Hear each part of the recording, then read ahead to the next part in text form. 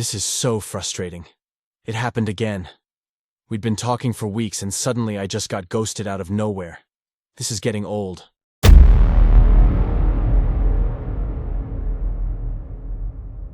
If you're watching this video, you can probably relate to the awful experience known as ghosting.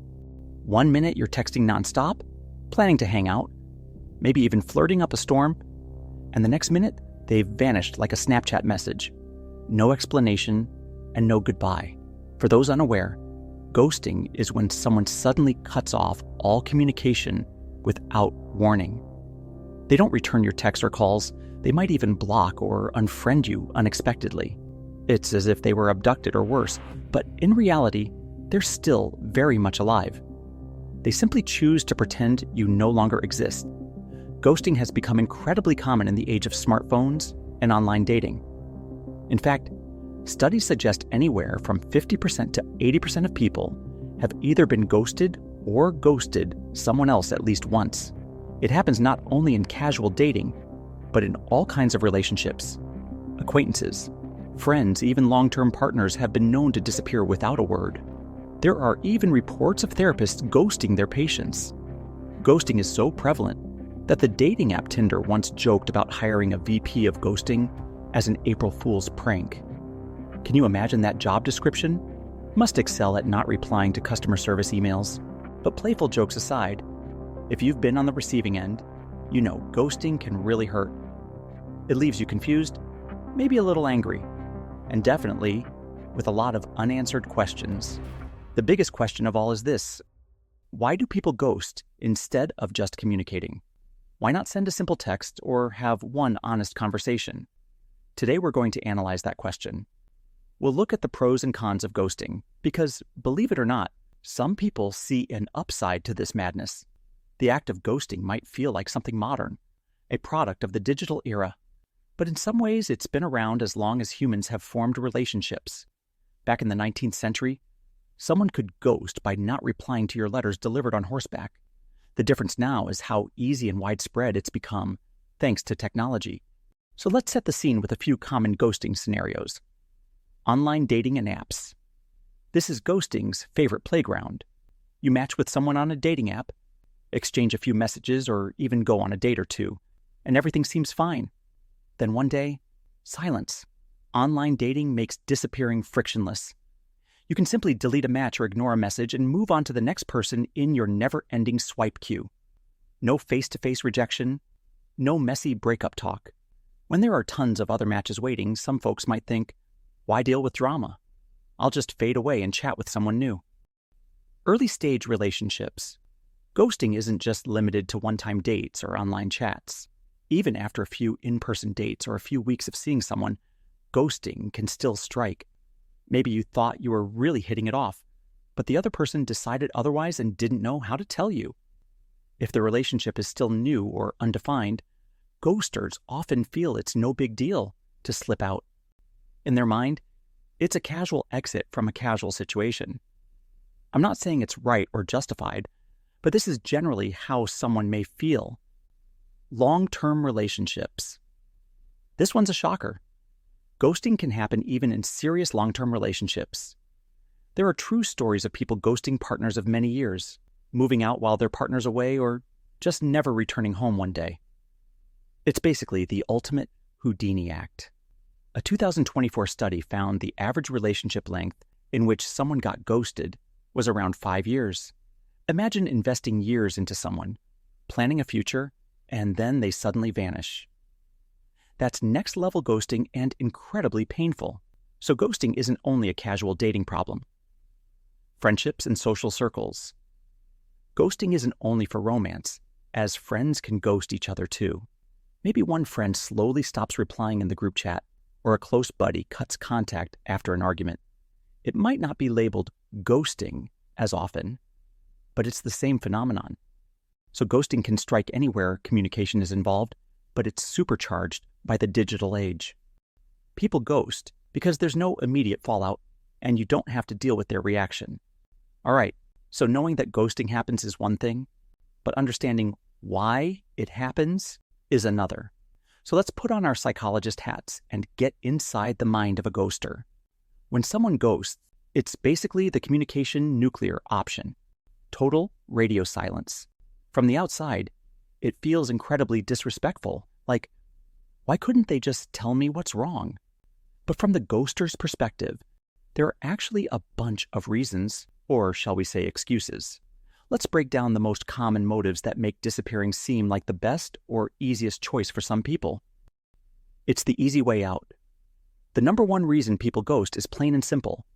It's just easier. Imagine you're not feeling the relationship anymore. You could have a potentially uncomfortable conversation, or you could avoid it entirely. Ghosting is the path of least resistance. In a ghoster's mind, it saves them time and awkwardness. No difficult breakup talk. No negotiating. Let's stay friends. You just quietly exit. People perceive it as the easiest option. Think of it as the fast food of conflict resolution. It's quick, and it doesn't require a lot of effort. Similarly to fast food, it's not exactly healthy in the long run. But in that moment, it sure is convenient in the mind of a ghoster. There's no clear breakup script. This one's interesting. Ever notice we have well-known scripts for starting relationships, but hardly any for ending them? Clichés like, "It's not you, it's me," are overused and feel insincere, and many of us honestly have no idea how to word a respectful breakup. So, some ghosters genuinely feel at a loss about how to communicate their exit. Lacking a script or template, they find it easier to just not show up for the final scene. Overwhelm and too many options. In today's hyper-connected world, some people ghost simply because they're overwhelmed. They might be talking to multiple people, swamped with messages, or just juggling life. When communication overload strikes, dropping some conversations is an easy fallback. So a ghoster might decide to prune their social interactions simply by forgetting about a few people. Likewise, the abundance of options on dating apps can make individuals less invested in any one person. It feels easier to disappear when there are hundreds of other people you could talk to. The other person's behavior. Not all ghosting is unprovoked. Sometimes ghosters feel the ghostee did something to deserve it. In extreme cases, if someone feels disrespected or even unsafe, ghosting might feel like the only way to cut ties. If the other person is behaving in a scary or boundary-crossing way, disappearing without a trace can indeed be the safest route. Emotional immaturity or selfishness. Psychologists have linked frequent ghosting behavior with certain personality traits, notably the infamous dark triad: narcissism, Machiavellianism, and psychopathy. Basically, people who rank higher in traits like lack of empathy, entitlement, or manipulativeness are more likely to ghost others. Why? Because they simply don't care enough about the other person's feelings. For them, ghosting is a quick and convenient tool to get what they want without concern for the damage left behind.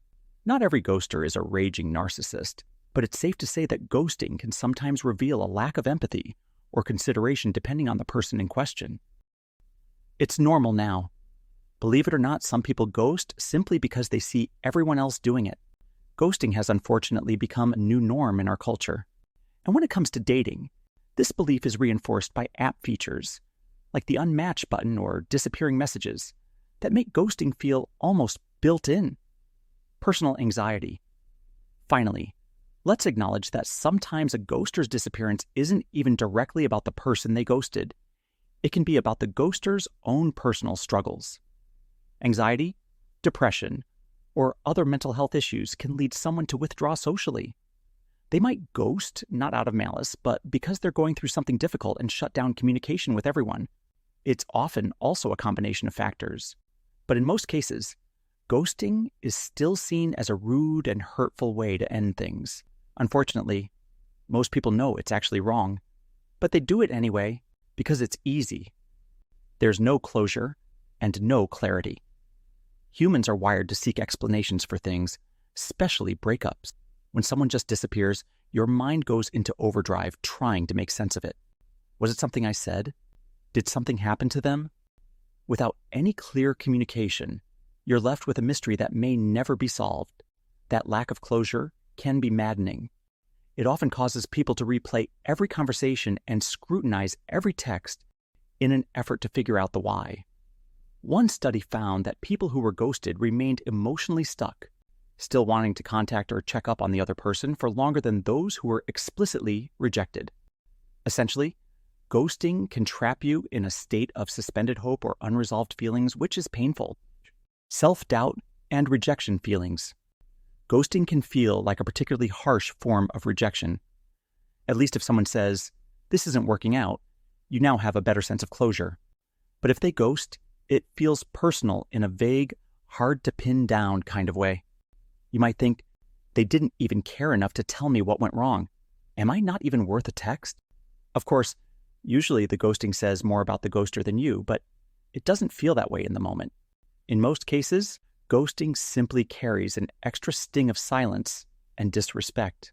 Ghosting doesn't hurt less. It hurts longer. Ghosting can make the other person do some things they're not proud of, like cyberstalking. Ghosted folks often end up monitoring the other person's social media or online activity more than they would after a normal breakup. It's a natural impulse. You're trying to get closure by gathering evidence. This usually follows by you thinking to yourself, "Oh, good, they're alive. They just posted a meme. They're just actively ignoring me. Fucking great." Ghosting essentially can turn even calm people into temporary detectives because the brain doesn't like unanswered questions. It's often described as a cruel way to treat someone precisely because of the ambiguity and the message it sends. It feels like you're not even worth an explanation. So let's finally conclude this analysis. Why do people ghost instead of communicating? It all boils down to this. People ghost to avoid discomfort, dodge responsibility, or protect themselves. Ghosting often leaves deep scars. That means confusion, heartbreak, and a lingering sense of being disrespected. In most cases, a few minutes of honest conversation, or even a considerate text, can spare the other person a lot of anguish and questions. Sure, it's hard to be upfront, yet that temporary discomfort is often far more respectful than vanishing without a trace. Of course, if you genuinely fear someone's reaction or safety is on the line, ghosting is a valid self-protective measure. But if it's simply fear of awkwardness holding you back from communicating, remember that ghosting doesn't really avoid hurt. It just chooses a different kind of hurt to inflict. If you found this conversation eye-opening, go ahead and like this video and subscribe for more analysis about life and the human condition. And also share your thoughts or stories about ghosting in the comments. And finally, remember this: treat others the way you'd want to be treated.